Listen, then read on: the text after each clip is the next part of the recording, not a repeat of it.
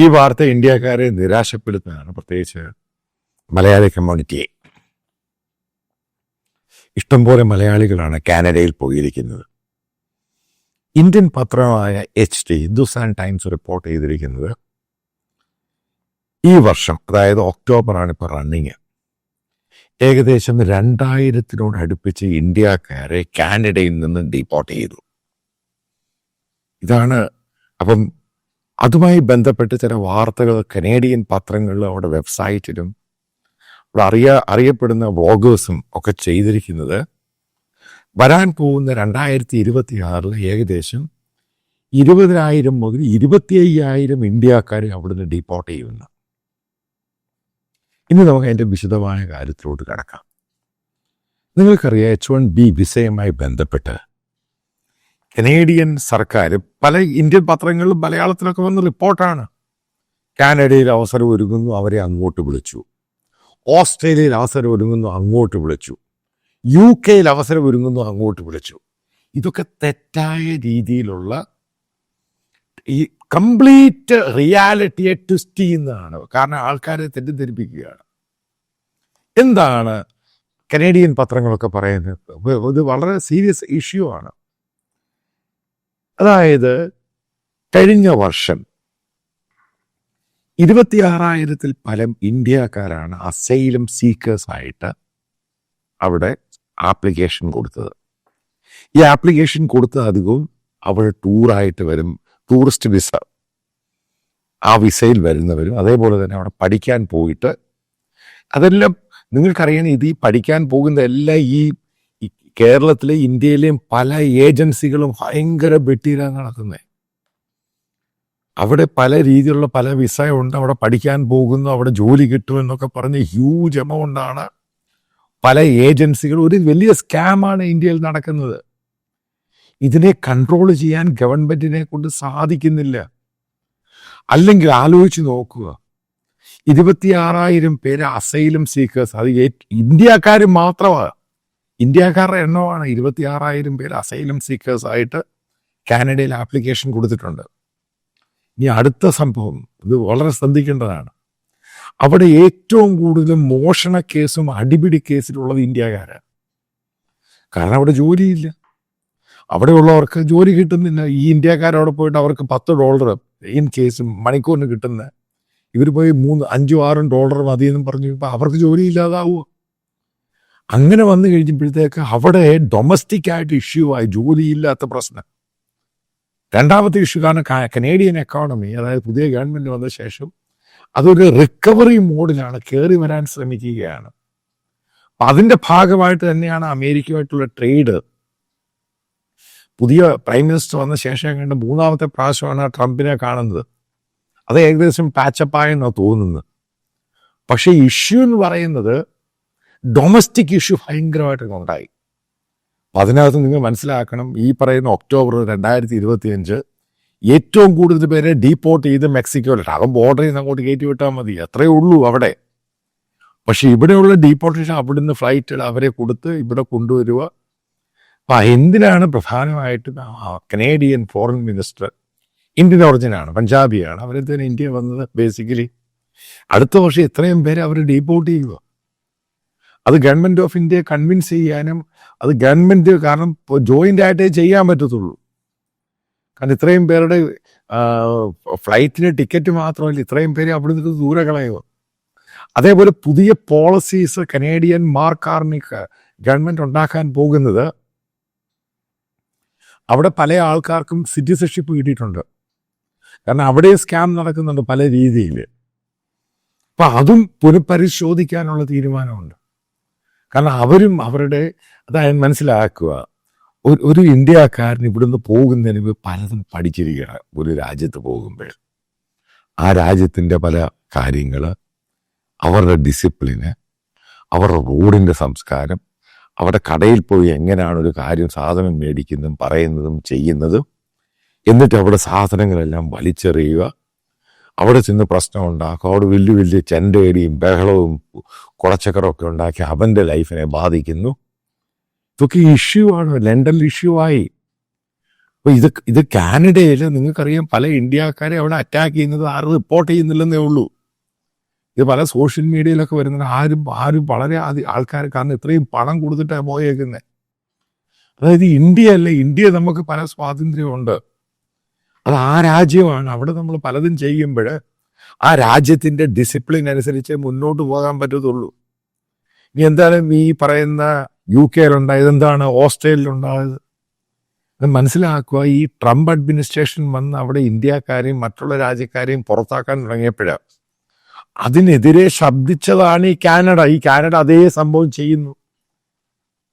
അതാണ് അതിൻ്റെ തമാശ എന്ന് പറയുന്നത്. ഓസ്ട്രേലിയ അതിനെതിരെ പറഞ്ഞ പല പൊളിറ്റീഷ്യൻസും, അവിടുത്തെ ലെഫ്റ്റ് വിങ്ങും സെൻട്രിസ്റ്റ് പൊളിറ്റീഷ്യൻസൊക്കെ ആൾക്കാരെ ട്രംപ് ഡീപ്പോർട്ട് ചെയ്ത് ഹ്യൂമനിറ്റേറിയൻ അല്ല ഇതാന്ന് കോടയാന്നൊക്കെ ബ്രിട്ടനും പറഞ്ഞു, കാനഡയും പറഞ്ഞു, ഓസ്ട്രേലിയയും പറഞ്ഞു, ജർമ്മനിയും പറഞ്ഞു. ജർമ്മനിയിലെ കാര്യം നിങ്ങൾക്കറിയാം.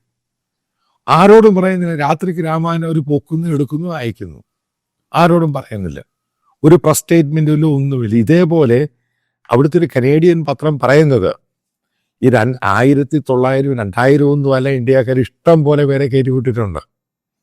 കാരണം അത് പല ആൾക്കപ്പതങ്ങ് മറച്ചു വെക്കുവാണ് കാര്യം. കാരണം ഇത്രയും ഹ്യൂജായിട്ട് സംഭവം പോയി കഴിഞ്ഞാൽ ഗ്ലോബലായിട്ട് ഇഷ്യൂ ആകും.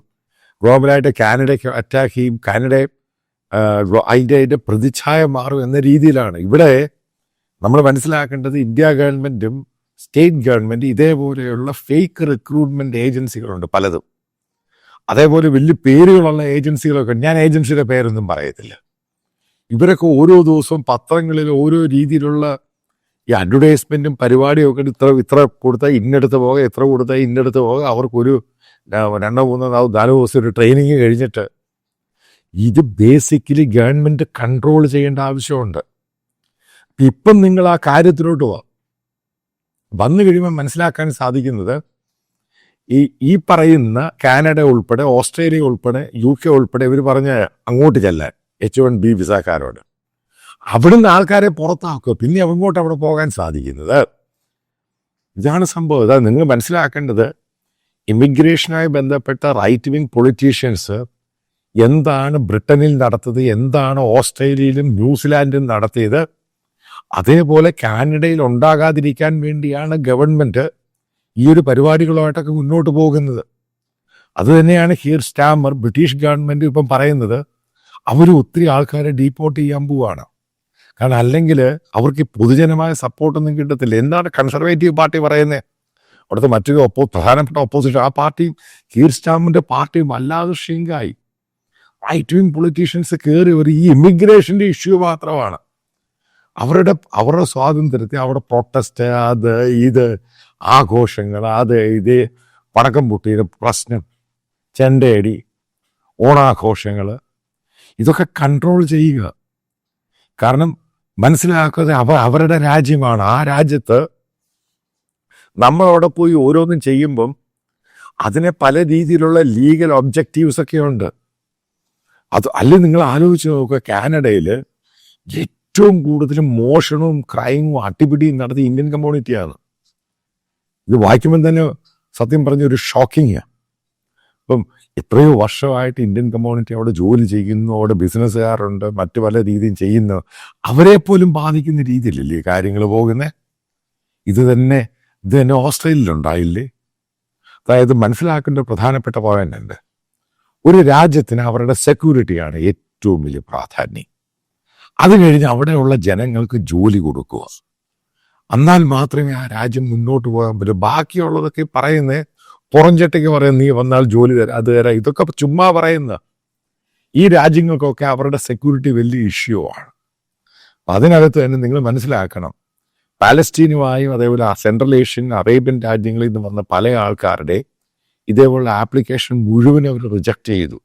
അപ്പം അതിനുശേഷമാണ് ഇന്ത്യക്കാരുടെ മേളിലോട്ട് കയറുന്നത്. ഇതേ സംഭവം തന്നെയാണ് ഇമിഗ്രേഷനുമായിട്ട് ബന്ധപ്പെട്ട് നിങ്ങൾ മനസ്സിലാക്കേണ്ടത്.